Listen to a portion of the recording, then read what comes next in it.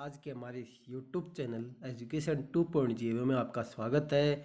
आज हम डिस्कस करने जा रहे हैं मई के कुछ करंट अफेयर जो कि सभी एग्ज़ाम के लिए बहुत इम्पोर्टेंट होंगे और आजकल तो सभी एग्ज़ाम में ये पूछे जाते हैं। हर एग्ज़ाम में करंट अफेयर्स का जो इम्पोर्टेंस है वो बहुत ही ज़्यादा हो चुका है।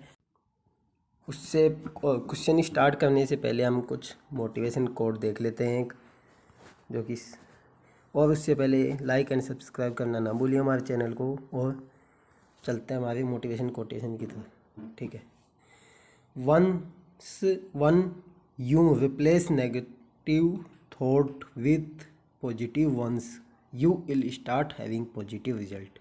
इसका मतलब तब तक आप अपने दिमाग से मन से नेगेटिव जो थॉट है विचार है वो नहीं निकालेंगे तब तक आपका पॉजिटिव रिजल्ट नहीं आएगा।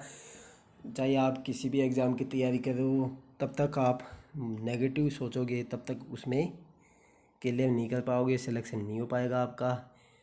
तो ये कहना जब पॉजिटिव थॉट लाए और ऐसा ना सोचे कि एग्ज़ाम क्लियर नहीं हो पाएगा।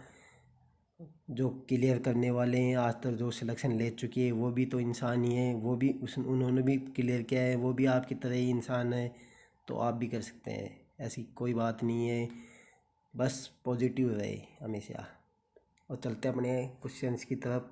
Question number first, in which year of first world war Germany declared war on Russia and France. इसका रसिया है, थोड़ा मिसप्रिंट हो गई और इसका आंसर हो जाएगा ऑप्शन नंबर ए।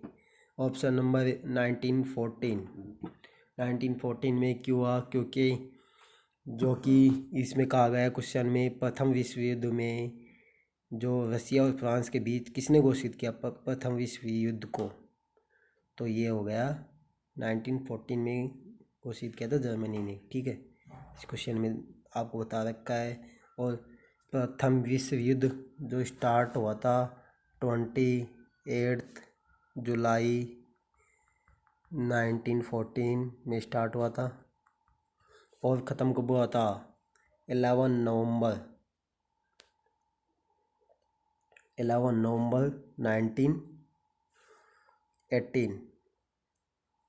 1918 में हुआ था।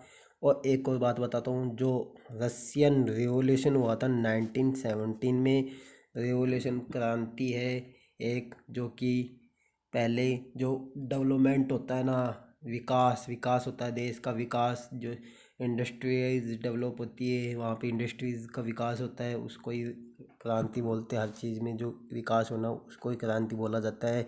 अब हमारे अगले क्वेश्चंस की तरफ चलते हैं। क्वेश्चन नंबर सेकेंड है आज का। ICAO stands for international civil aviation organisation. Option number A इसका आंसर हो जाएगा। यह ऑर्गेनाइजेशन क्या काम करती है? ये safety and security of air transport, जो एयर टू एयर ट्रांसपोर्ट होता है ना, जैसे कि तेलंगाना अभी इस कोविड-19 के टाइम पे तेलंगाना स्टेट है जो इसने डिक्लेयर कर दिया air to air medicine transport होगी ड्रोन से मेडिसिन का ट्रांसपोर्ट होगा, वो की बहुत ही अच्छी बात है। और ये ऑर्गेनाइजेशन इस्टेब्लिश कब हुई थी? 4 ऑफ अप्रैल 1947 में इस्टेब्लिश हुई थी ICAO। ठीक है। और इसके प्रेजेंट डे जो प्रेसिडेंट कौन है, ये थोड़ा नाम इसका डिफ़िकल्ट है थोड़ा, सल्वाटोर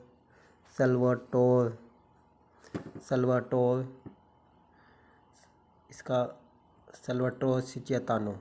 और दूसरे मिटा के लिखना पड़ेगा दोस्तों इसको थोड़ा, सल्वाटोर सिचियातानो, सल्वाटोर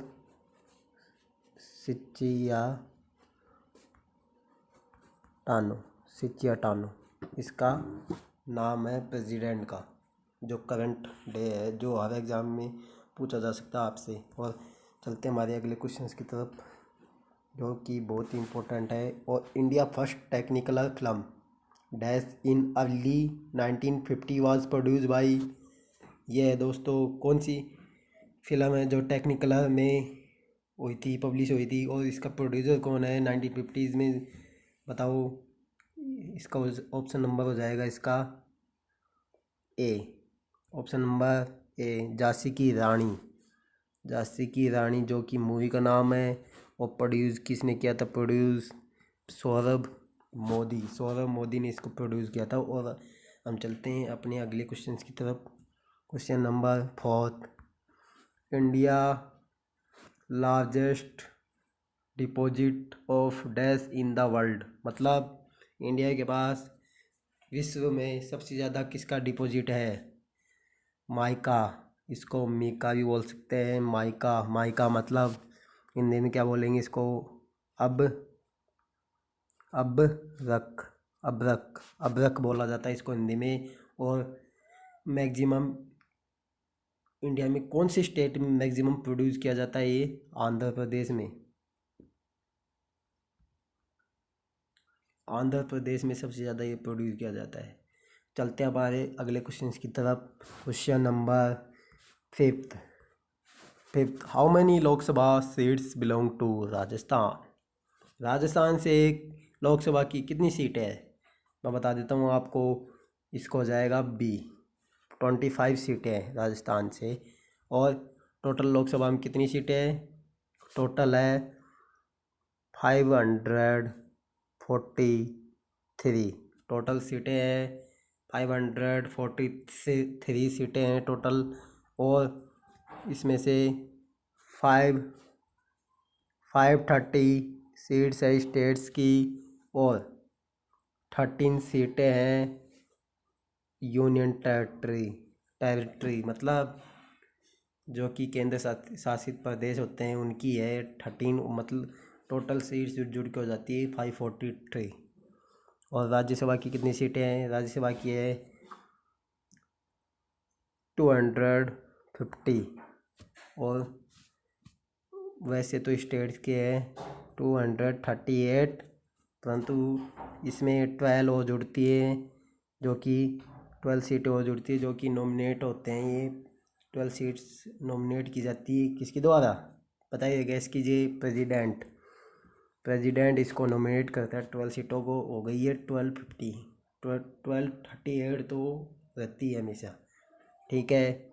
और चलते हैं हमारे अगले क्वेश्चन की तरफ। Question number 6, India first satellite is named after, India की पहली सैटेलाइट क्या है, बताइए। इंडिया की पहली सैटेलाइट है आर्यभट्ट। और ये लॉन्च हुई थी, आर्यभट्ट कब लॉन्च हुआ था, स्पेस क्राफ्ट था ये आंध्र प्रदेश की इसरो है। आंध्र प्रदेश में अपनी ऑर्गेनाइजेशन इंडिया की इसरो, जो कि लॉन्च करती है। और जैसे नासा है अमेरिका की, हम वैसे ही हमारी ISRO Indian space research organisation. और पहले आपको बता देता हूँ इसरो कब इस्टेब्लिश हुआ था, 1969 में इस्टेब्लिश हुआ था ये। और इसके पहले चेयरमैन कौन थे, विक्रम साराभाई।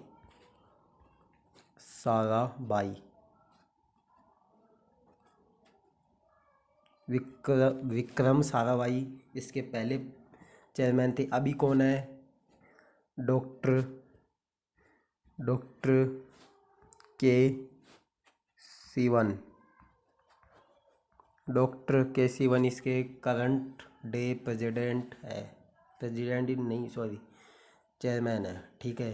वो चलते हमारे एक आर्यभट्ट कब लॉन्च हुआ था, 19 अप्रैल 19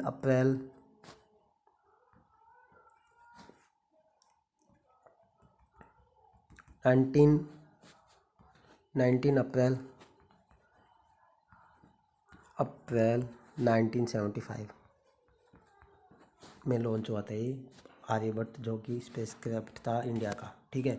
अगले क्वेश्चन की तरफ चलते हैं, हमारे अगले क्वेश्चन की तरफ चलते हैं। Question number 7, India first atomic reactor. पहला एटॉमिक रिएक्टर कौन सा था इंडिया का, जो कि आंसर नंबर सी हो जाएगा आपका। पहला एटॉमिक रिएक्टर है एस्परा। हम चलते हैं हमारे अगले क्वेश्चन की तरफ। India first ocean wave energy project was launch in 1991। 1991 में ऑप्शन नंबर बी आपका आंसर हो जाएगा। ये लॉन्च किया गया था और ये कहाँ पे बनाया गया था? Ocean wave energy project plant कहाँ लगाए गए थे? लक्षद्वीप के पास लगाया गया था। लक्षद्वीप।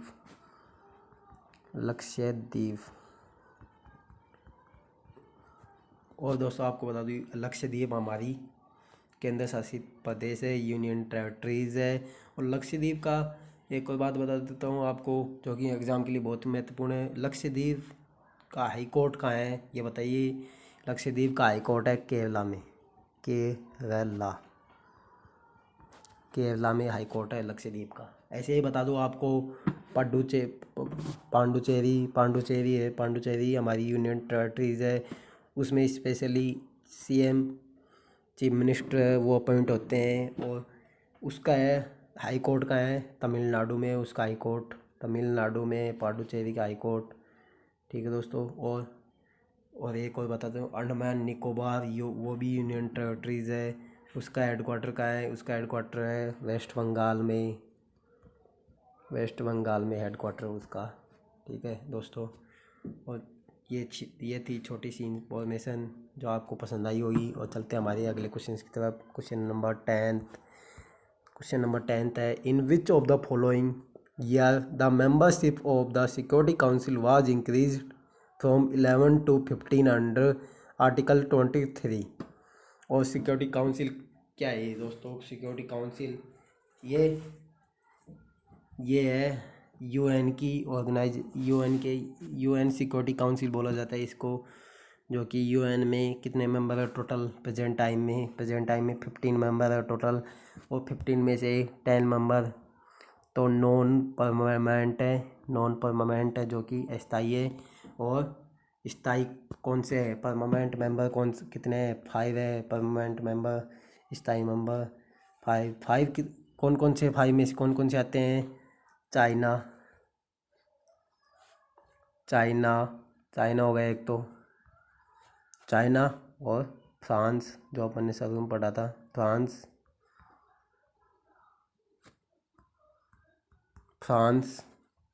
और कौन सा? UK, United kingdom. इन्होंने अपने 200 साल हमारे देश पे राज किया था इन्होंने। यूनाइटेड किंगडम जो ब्रिटेन बीसी के अंदर आता है। और यूएस,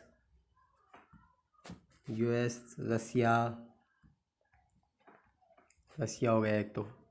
ठीक है, ये हो गए 5 मेंबर जो कि परमानेंट है। इनमें क्या खासियत है आप पूछ रहे होंगे, उन 10 में क्या खासियत है, इन 5 में क्या खासियत? इनके पास क्या है? इनके पास वेटो पावर है। Veto power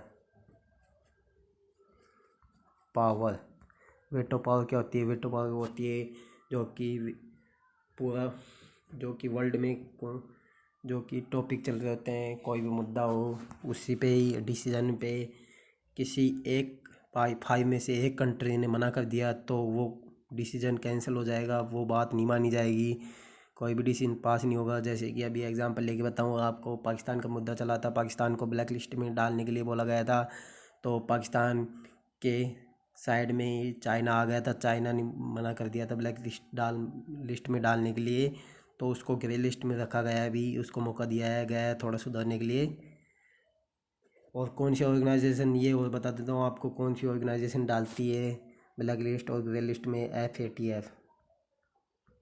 FATF, financial action task force. ये ऑर्गेनाइजेशन है जो कि ब्लैक लिस्ट कंट्रियों को करती है और ग्रे लिस्ट में भी करती है। ठीक है। और एक और बात बता देता हूँ, 10 अपना इंडिया कौन से मेंबर में आता है? नॉन में आता है या नॉन परमानेंट में आता है या परमानेंट में आता है? तो आपको बताता हूँ 10 मेंबर में आता है ये।